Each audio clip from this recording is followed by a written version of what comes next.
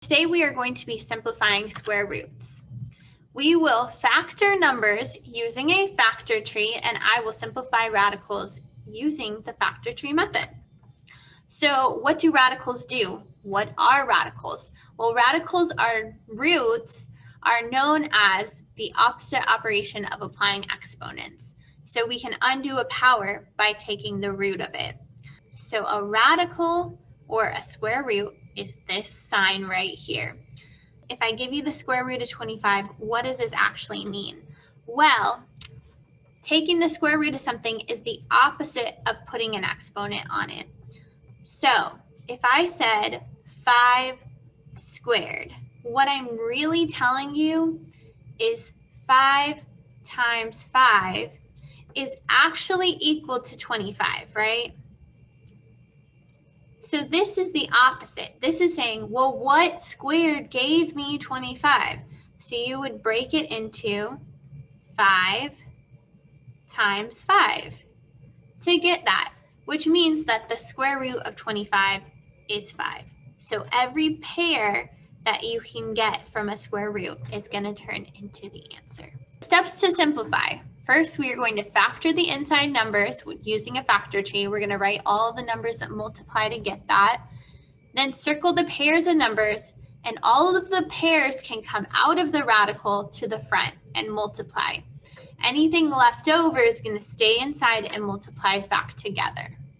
All right, so let's do this. 49. The first number we should think of is dividing by 2. That's not possible. Now, 49 actually is a perfect square root. So something times itself gives you 49. You could say 7 times 7. 49 doesn't have a lot of factors. So 7 times 7 will give us 49. Notice that is a pair of numbers. So the square root of 49 is 7. Again, the square root of 25. What number times itself gives you 25? 5. 5 times 5. There's a pair right there. So since there's a pair, it can come on out. This next one says the square root of 72. This doesn't have a perfect square root. So we're going to start by just splitting this up with 72 divided by 2. So 36 times 2 will give you 72. Let's break up that 36.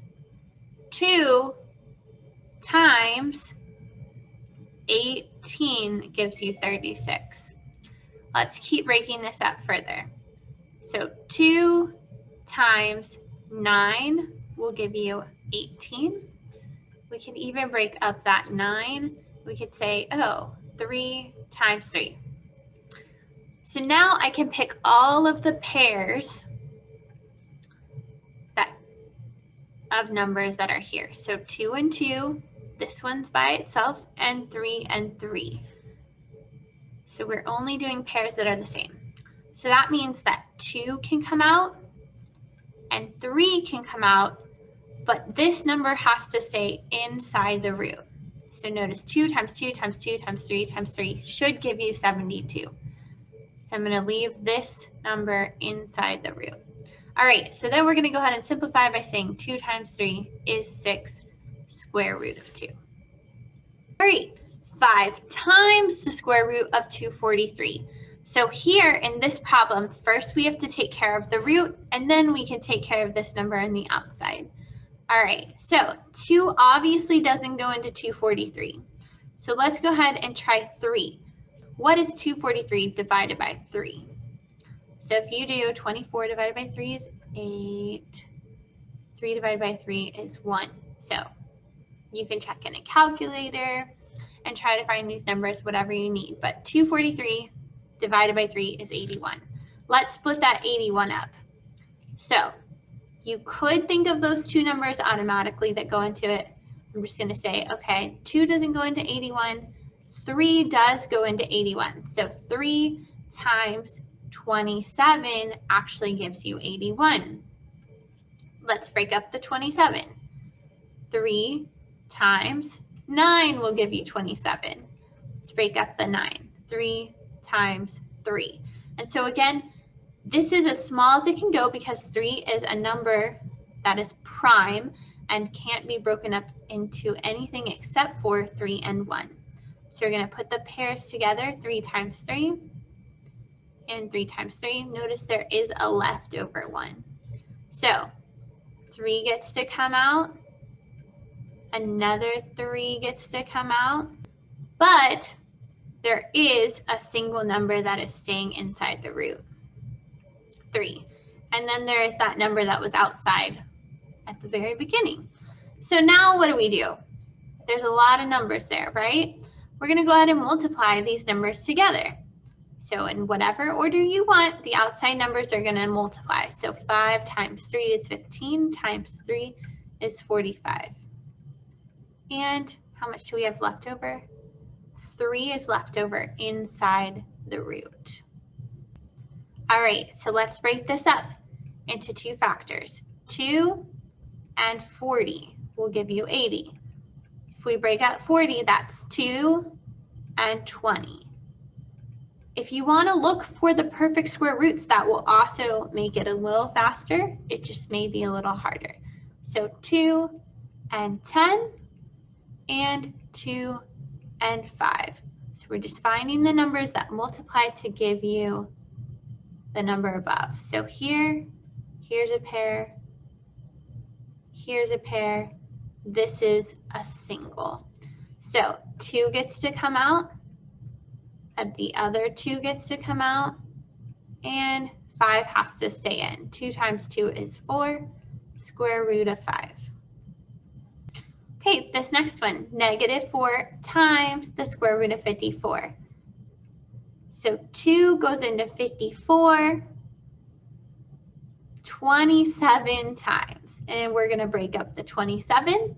We have 3 goes into 27 9 times. And 9 can be broken up into 3 times 3. So there's a pair right there. Notice these are singletons. They don't have anything to pair with it. So -4 was out in front already. This 3 gets to come out, but the 2 and the 3 are both singletons, so they have to stay inside the root. Okay, so let's go ahead and do -4 times 3. That's -12. And then 2 times 3 inside, put them back together, and we get 2 times 3 is 6. -12 square root of 6. All right, what happens if there's a plus or minus sign? Well, we simplify the root, and then we go ahead and see if we can combine like terms. Now, the only way you can combine like terms is if you get a root that is the same. So the square root of 5 minus the square root of 5, you can combine those and get 0. So you would treat this kind of like x. If I say the square root of 3 plus the square root of 3, I'm going to get 2 square roots of 3. Why? Because I had one of them plus another equals 2. The key is that the inside of the root has to be the same to do this. Okay, so let's look at this one. 180. 180 can be split up by 2, so we have 2 times 90. Let's go ahead and split up 90. Now you may see that 9 times 10 is 90. Maybe you want to do that instead of breaking up into 2 times 45. That's up to you. So if I did 9 and 10 to get me 90, I could split up my 9 and say, okay, that's 3 and 3. And I can split up my 10 to have 2 and 5. Notice all of these numbers are as small as they can get.